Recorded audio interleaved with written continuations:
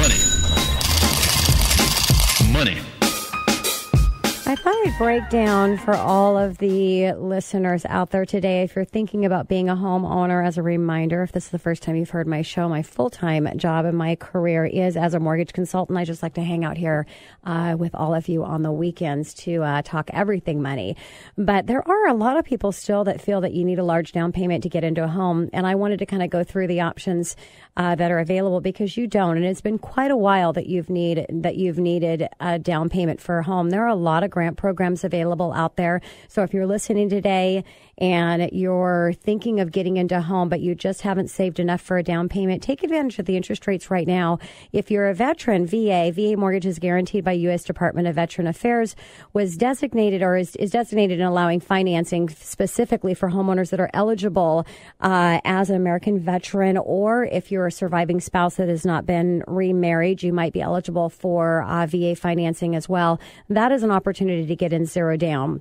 Also, we have USDA, United States Department of Agriculture. Alone is to assist with borrowers' income not exceeding 115% of the median income in your particular area. Now, there is another restriction to use USDA financing. You do have to be purchasing a property that is located within the rural areas defined through USDA.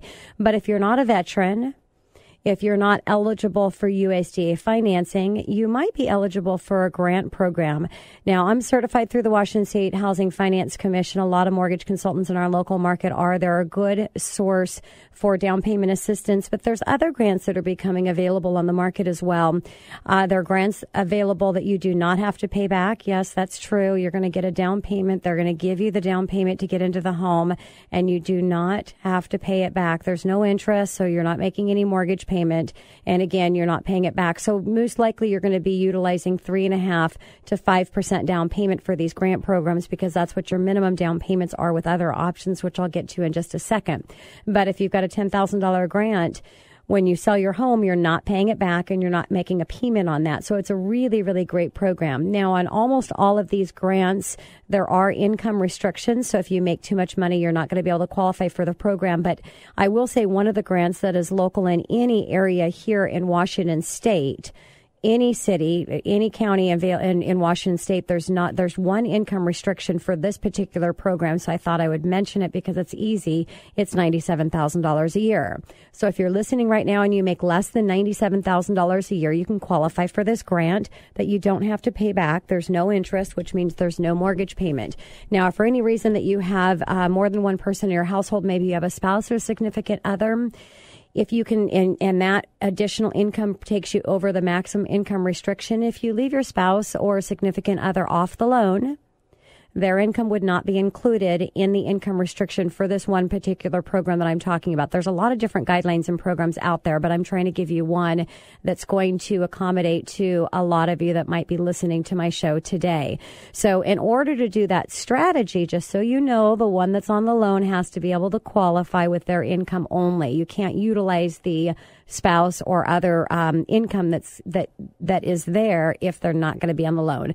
The only reason you would do that strategy, again, is so that you could stay within that $97,000 maximum income restriction, again, available for anybody that lives in Washington State. And by the way, you don't have to be a first-time home buyer for this program as well. So you can be somebody that's purchased a home, again, maybe just doesn't have the money for a down payment. It's a good option to look at.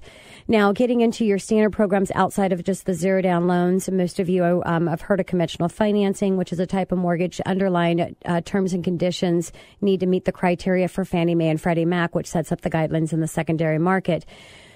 On conventional financing, there used to be a 3% down payment. That's been gone for quite a while, but the minimum down payment is 5%. And again, I'm just surprised that a lot of people feel that they need a 20% down payment to get into a home.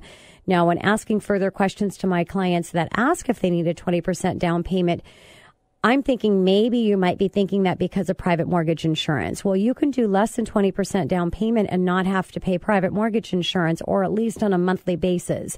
A lot of different options. I've talked about this before. If you have questions in regards to your mortgage insurance options, please pick up the phone. Give my show a call, 1-855-400-1150. Again, that's 1-855-400-1150. But there's monthly, lender pay, and a complete buyout to get rid of it in all cases. And again, that's with as low as 5% down payment. FHA financing is another loan type out there. That's a 3.5% down payment, and that's a Federal Housing Administrative Mortgage Insurance backed by mortgage loan, which provided to help consumers come in with a lower down payment, and also maybe if you've got some credit challenges. FHA financing is going to be a really good alternative for you because minimum credit score requirement is 560 unless you're working with a lender, and I'm sorry, it's 580 unless you're working with a lender that have overlays, and overlays is basically guidelines that are over and above what's required, standard requirement through FHA financing. So some really, really great options to get in zero down, or even at the lowest, if you can't qualify for some zero down financing, 3.5% down, which is your FHA. Now on an FHA loan, you can go all the way up to a $506,000 loan amount with a 3.5% down payment. So financing is not challenging when it comes to your cash. You can buy a $500,000 home and come in with a 3.5% down payment. Obviously, you've got to have the income to qualify and feel comfortable making that mortgage payment. But point being, there's options out there if you're short cash. Interest rates are still unbelievably low. The cost of money is very inexpensive. We're seeing some great appreciation in our market, and it's just a good time to get in now. Now, you do have closing costs and prepaids in addition to down payment. So if you're looking at a 0% down payment, you still have to come in with your closing cost and prepaids. Closing costs typically are going to be closing costs and prepaids combined together typically are going to be about 3%. That's going to cover your standard cost structure on any standard loan, plus your prepaids, which is your reserve account that's being set up for taxes and insurance on your home and per day interest. But you can actually just come in with prepaids and not have to pay closing costs by doing what's called a no closing cost loan. Now, looking at the numbers, I would encourage to go with the standard cost and get a better interest rate. But just so you know that that's an option that's available out there. There is multiple interest rates to choose from on any given day. It just depends on what you want to pay or you don't want to pay. You want to get a really awesome interest rate. You can get under a 4% interest rate today, but by doing that, you're going to be paying some type of points associated to do that. They change every day, but market interest rates are around 4%, and that's going to be with your standard closing cost. So maybe you take a 4.75% interest rate and do a no closing cost loan. Here's what I would encourage over doing that is have the seller pay for it. In this market, you can't get the seller to agree to pay cost without most likely increasing the price to cover that, so the seller is going to net the same amount, but there's some creative ways to do that. Purpose of Money Chats, just to give you a couple minutes, little teaser out there to encourage you to give me a call. I'd love the chance to talk with any of you regarding your mortgage needs or any financial needs that you have. I align myself with the best of the best in the market, anything that covers your money. And really, that's what the show's about, and why I spend my time here with you over the weekend is to get you connected with the best of the best in all areas regarding your money. 1-855-400-1150. Again, that's 1-855-400-1150, or online at themoneyhour.com. Coming up next in the Money Hour, are you smart and safe with your financial investments? Well, I've got a guest here that can help answer that question. Somebody great for my listeners to talk with, and that's Mark Pellegrino with Rainier Group right here on 1150 AM KKNW after this short break.